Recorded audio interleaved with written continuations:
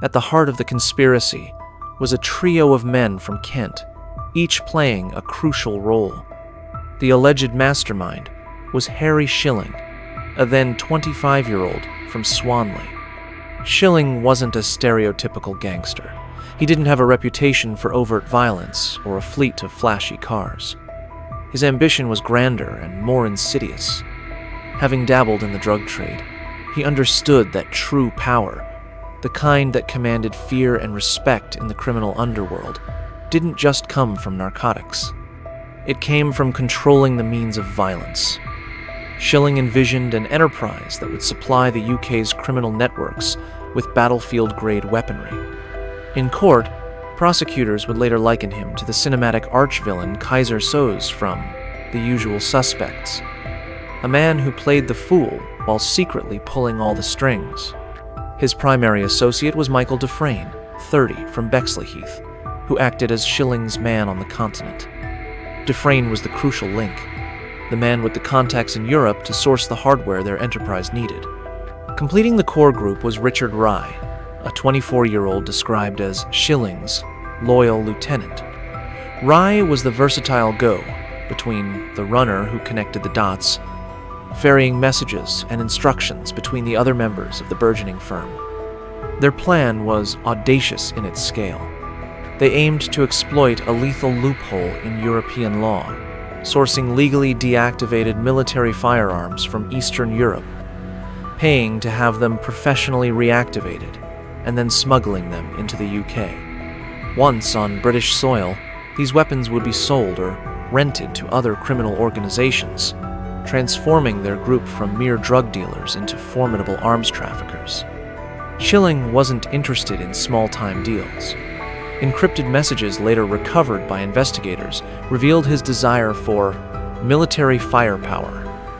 He spoke in codes, referring to guns as toys and ammunition as sweets. Phone records showed him and his associates traveling across Europedo, the Czech Republic, Slovakia, and Belgium laying the groundwork for their operation. They weren't just building a criminal enterprise. They were creating what Schilling chillingly referred to in one message as an armed cartel. They believed they were untouchable, moving silently towards a new level of criminal power.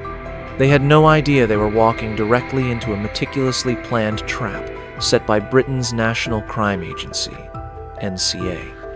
The firepower the gang sought to unleash didn't come from a war-torn failed state, but from the storeroom of a legitimate business in Partizanske, Slovakia. The company, AFG, legally sold acoustic expansion weapons, military-grade firearms that had been deactivated according to then Slovak law. The deactivation process was disturbingly simple, often involving just a single pin drilled through the barrel. For anyone with basic tools and a modicum of know-how, these weapons were only minutes away from being fully operational killing machines. Disturbingly, this was the very same Slovakian supplier that had provided the reactivated weapons used by the terrorists in the Charlie Hebdo massacre in Paris, just 6 months earlier. The gang's shopping list was terrifying. It included 22 VZ.58 assault rifles, a Czech-designed weapon visually and functionally similar to the infamous AK-47, capable of firing 800 rounds per minute. They also acquired 9 Scorpion Verzen, 61 machine pistols, a compact, rapid-fire weapon once favored by Czech special forces. The economics of the deal were brutally efficient. Each weapon cost the gang less than £120. Once reactivated and smuggled into the UK, their value on the black market would skyrocket to as much as £4,000 apiece. This wasn't an ornamental collection, it was a business venture with a potential turnover of over £100,000 from this single shipment. The order was completed with over 1,500 rounds of live ammunition, 58 magazines, and 2 silencers, all sourced through the same dangerous channels. None of the gang members had a military background, but they didn't need one. A simple metal rod and a hammer were sufficient to reverse the deactivation process. The VZ.58 rifles, once restored, could fire heavy 7.62mm rounds designed to tear through cover. Every aspect of the operation was geared towards deadly efficiency. Cheap to acquire, easy to transport, and devastating in their intended use. There was no ideology, no political motive, just weapons as a commodity, stacked and packed for resale. To move their deadly cargo, the gang eschewed the more common method of using hidden compartments in commercial lorries. They opted for a more discreet route, believing the open water would provide the perfect cover. They used a boat. The vessel was the MV Albernina, a 38-foot white and blue motor cruiser.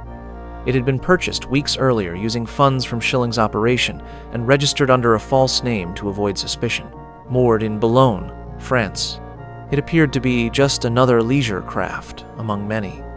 The man hired to skipper the boat was David Payne, a 43-year-old with no criminal record and a lifetime of experience on the water. He was simply the paid hand, the man tasked with getting the vessel across the English Channel.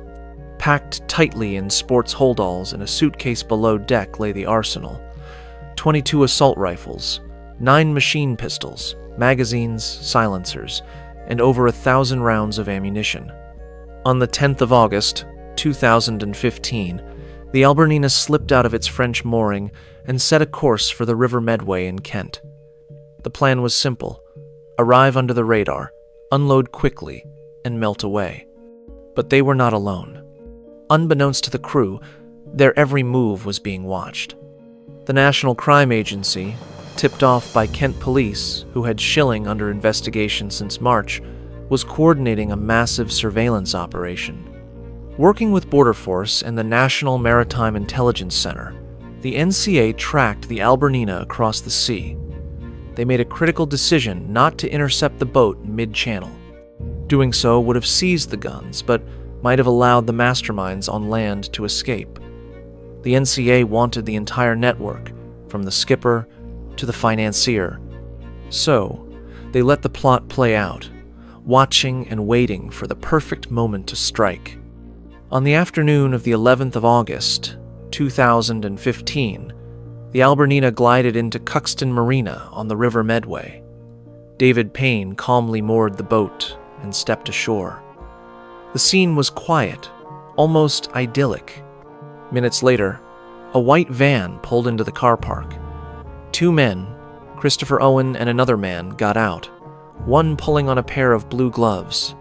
From a covert position across the river, North Carolina A officers filmed the entire handover. Bags were passed methodically from the boat to the van. No words were exchanged. The movements were practiced and swift. Still, the armed officers held their positions. Their strategy was one of patience, allowing the evidence to mount. They needed to capture the full chain of command, from the couriers on the ground to the men who orchestrated the entire operation. The white van, now loaded with enough firepower to start a small war, pulled away from the marina. It didn't get far. On a narrow rural track just outside Cuxton, the trap was sprung. Armed NCA and Kent police officers in multiple vehicles boxed the van in, giving the occupants no chance to escape. Inside were Christopher Owen and Matthew Smale, surrounded by the holdalls containing the untouched arsenal. They were arrested on the spot. Payne was also detained at the marina as the van left. One piece of the puzzle was in place, but the operation was far from over. While the drama unfolded at the marina, the architects of the plot were preparing the next phase of their operation. Harry Schilling, Michael Dufresne, and Richard Rye had arranged to meet at a home-based DIY store in Orpington, Kent. They were there to buy spades, pickaxes, and heavy-duty bag stools the prosecution would later argue were for burying the weapons until they could be distributed. They never got the chance. As they were shopping, armed NCA officers swarmed the car park. The surprise was absolute. Schilling, the supposed Kaiser Soze of the operation, was visibly shaken. He turned pale, broke into a cold sweat, and reportedly suffered a panic attack, needing oxygen from the officers as he was placed under arrest. Dufresne remained composed but was swiftly detained moments later. However, Richard Rye was not with them. As officers secured the area, he slipped out of the store, cut through the car park, and made his way to a nearby McDonald's. But his escape was short-lived. CCTV captured him pacing anxiously inside the restaurant, making a call and wiping his phone. An undercover officer entered the McDonald's and arrested him without a struggle. Within hours of the guns reaching British soil, every key player was in custody. The NCA's coordinated takedown had been executed with surgical precision, leaving the gang no time to run, hide, or destroy evidence. The arrests gave the NCA the culprits, and the van gave them the guns. But it was the gang's mobile phones that provided the irrefutable proof of their conspiracy. Each key member carried a BlackBerry handset fitted with PGP, pretty good privacy, encryptiona, military-grade security system designed to make messages untraceable and unreadable. The system was so secure that messages could be remotely deleted and entire devices wiped clean in an instant. But the NCA had anticipated this. They secured the handsets and sent them to a specialist unit in Canada, one of the few facilities in the world capable of cracking such advanced encryption. The process took months, but the effort paid off. Inside, investigators found a treasure trove of incriminating evidence, chat logs, code words, and detailed plans. The messages laid the entire conspiracy bare. There were discussions of Glocks, clips, prices, and quantities. They talked of future shipments, with one message mentioning 30 pieces next time. The celebratory and boastful tone of the messages sealed their fate. Upon learning the shipment had landed, Schilling sent a message to Dufresne. "We now officially gangsters." Dufresne's reply was equally damning. "Proper heavy and armed to the teeth, no one wants beef, fam." Another of Schilling's messages read, "Duck and run for cover, B. S. We are a firm and we." The phone data did more than just reveal their intent. It placed them at every key location. GPS data from the phones of Rye, Owen, and Smale matched the surveillance footage minute by minute. The encrypted phones, which the gang believed were their greatest protection, ultimately became their downfall. There was no room left for plausible deniability, only data, timestamps, and admissions typed by the men themselves. The trial at the Old Bailey was conducted under an extraordinary level of security, with firearms officers sealing off streets for the defendants' daily arrivals.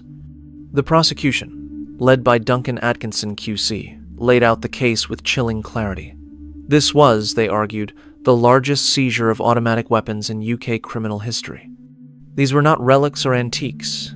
They were fully functional, war-grade firearms destined for the streets. The jury saw the grainy surveillance footage of the handover at Cuxton Marina and the dramatic arrest tapes. They were shown the weapons themselves, the Czech-made rifles and Scorpion machine pistols. One of the guns had already been found loaded in the van at the time of the arrest. The prosecution presented the damning encrypted messages, piece by piece building an unassailable case. They argued this was not a one-off deal, but the intended beginning of a major arms trafficking enterprise. The defendants' explanations crumbled under the weight of the evidence. Payne claimed ignorance of the van's contents, while Smale alleged he thought they were transporting cannabis. Schilling attempted to portray himself as a mere dog and game bird breeder, absurdly claiming that his friend Rye was the true puppet master. The jury was not convinced. The verdicts came in quickly. In his sentencing remarks, Judge Michael Topolsky QC did not mince words, stating the operation could have caused carnage on a truly horrifying scale. He told Schilling, "I'm entirely satisfied the truth is, you were the man in charge of this carefully planned, well-funded, and sophisticated organization." The sentences reflected the gravity of the crime. Harry Schilling, the mastermind, received the longest sentence, 35 years in prison. Michael Dufresne, the European connection, was sentenced to 27 years. Richard Rye, the loyal lieutenant caught in McDonald's, was jailed for what amounted to 23 years. David Payne, the skipper, received 19.5 years. Christopher Owen and Matthew Smale, the couriers, were handed 15 and 14 years respectively. In total, the group received sentences amounting to more than 133 years behind bars. The judge's final words served as a stark warning. This case wasn't just about guns, but about the catastrophic consequences they were built for. Thanks to the meticulous work of multiple law enforcement agencies, a plot to flood Britain with military-grade weapons was stopped dead in its tracks, just in time.